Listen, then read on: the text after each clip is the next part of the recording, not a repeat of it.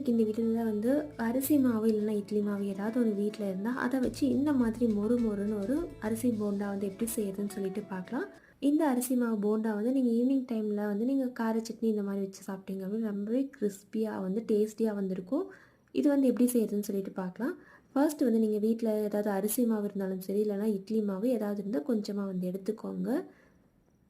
இப்போ நீங்கள் போண்டா எவ்வளோ போடுறீங்களோ அதுக்கு அளவான அரிசி மாவு இல்லைனா தோசை மாவு இட்லி மாவு இந்த மாதிரி ஏதாவது ஒரு மாவு இருந்தால் எடுத்துக்கோங்க.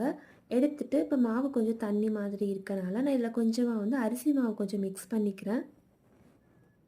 இப்போ இந்த இட்லி மாவில் வந்து நம்ம அரிசி மாவு சேர்க்கும் போது அளவாக சேர்க்கணும். அதிகமாக சேர்த்துட்டீங்க அப்படின்னு நீங்கள் போண்டா போட்டிங்க அப்படின்னா கொஞ்சம் கல் மாதிரி இருக்கும். அதனால் நீங்கள் அளவாக தேவையான அளவுக்கு கொஞ்சமாக வந்து சேர்த்துக்கோங்க. அதுக்கடுத்ததாக வந்து இதில் கொஞ்சமாக வந்து வெள்ளை ரவை வந்து சேர்த்துக்கலாம். ரவை சேர்க்குறதுனால நம்ம சாப்பிடும்போது கொஞ்சம் கிறிஸ்பியாக இருக்கும். அதுக்காக ரவை ஒரு கரண்டி சேர்த்துக்கலாம். இப்போ இந்த இட்லி மாவில் சேர்க்குறதுக்கு தேவையான பொருட்கள் என்னென்னா, பெரிய வெங்காயம் வந்து சின்ன சின்னதாக வந்து கட் பண்ணிக்கோங்க. 2 டேபிள் ஸ்பூன் அளவுக்கு மிளகு, அப்புறம் பச்சை மிளகாய், கருவேப்பிலை அண்ட் மல்லித்தலை இது எல்லாமே வந்து கட் பண்ணி எடுத்துக்கோங்க. இப்போ இந்த மாவில் வந்து நம்ம கட் பண்ணி வச்சுருக்க பெரிய வெங்காயம் வந்து போட்டுக்கலாம். இது போட்டுட்டு ஒரு 2லேருந்து 3 பச்சை மிளகாய் சின்ன சின்ன பீஸாக வந்து கட் பண்ணி சேர்த்துக்கோங்க.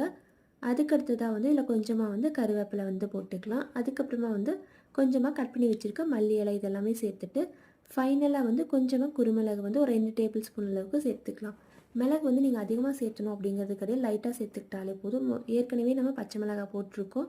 ஸோ ஒரு 2 டேபிள் ஸ்பூன் அளவுக்கு வந்து இதில் மிளகு வந்து சேர்த்துக்கலாம்.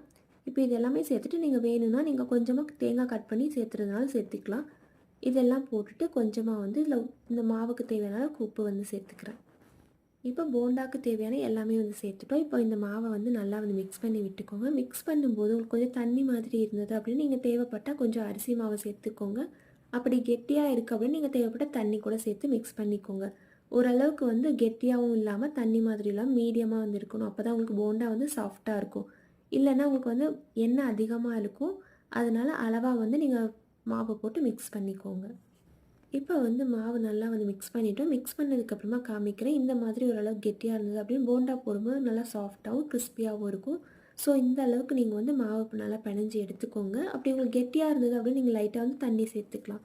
இப்போ வந்து போண்டா போடுறதுக்கான மாவு வந்து ரெடி ஆயிடுச்சு. இப்போ ஒரு பாத்திரத்தில் நம்ம எண்ணெய் ஊற்றிட்டு எண்ணெய் நல்லா காஞ்சதுக்கப்புறம் போண்டா போடுறதுக்கு ஸ்டார்ட் பண்ணிக்கலாம்.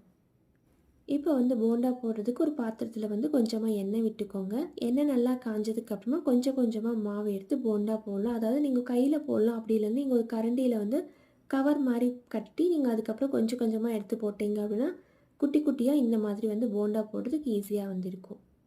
ஸோ இந்த மாதிரி கரண்டியில் வந்து கொஞ்சம் கொஞ்சமாக வந்து மாவு எடுத்து இந்த மாதிரி ஓரளவுக்கு போண்டா போட்டுட்டு நீங்கள் அப்பப்போ வந்து ஒரு 2 நிமிஷத்துக்கு ஒரு டைம் திருப்பி விட்டுட்டே இருக்கணும். மீடியம் ஃப்ளேமில் வச்சுட்டு நீங்கள் லைட்டாக அப்பப்போ திருப்பி விட்டுட்டே இருக்கும்போது இப்போ லைட் ப்ரௌன் கலரில் வந்து வரும். அந்தளவுக்கு வந்துருச்சு அப்படின்னா ஓரளவுக்கு போண்டா வந்து ரெடி ஆயிடும்.